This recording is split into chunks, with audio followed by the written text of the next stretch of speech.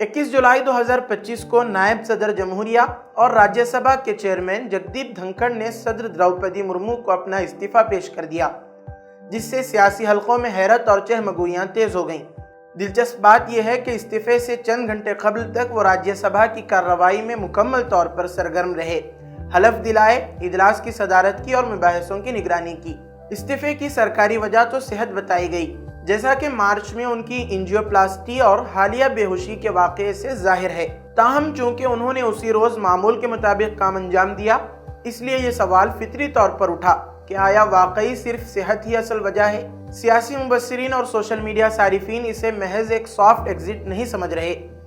BJP के अंदरूनी तनाव, स्ट्रेटेजिक सफबंदी या मुमकिना आला ओहदे की तैयारी जैसे इम्कानात भी जेर बहस हैं। बाज़ ने उनके फैसले को बावकार अंदाज में रुखसती करार दिया, तो कुछ ने इसे निज़ाम की अंदरूनी कशमकश का अक्कास समझा। ये इस्तीफ़ा एक ऐसे वक्त में आया है जब मुल्क कई हसास और बहरानी हालात से गुजर रहा है।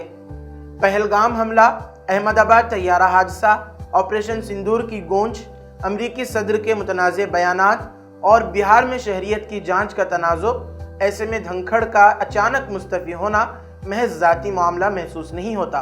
अब सवालात ये हैं, क्या नायब सदर के खाली ओहदे पर फौरी इंतखाब होगा? राज्यसभा की क़ियादत मुस्तकिल तौर पर कौन संभालेगा?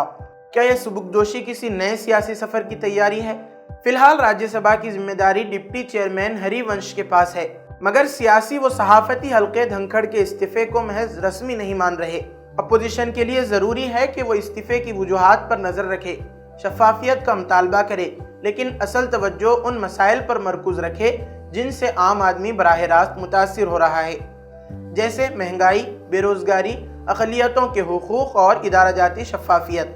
लेकिन असल लड़ाई निज़ाम की गहराइयों में छुपे बहरानों को बेनकाब करने की है।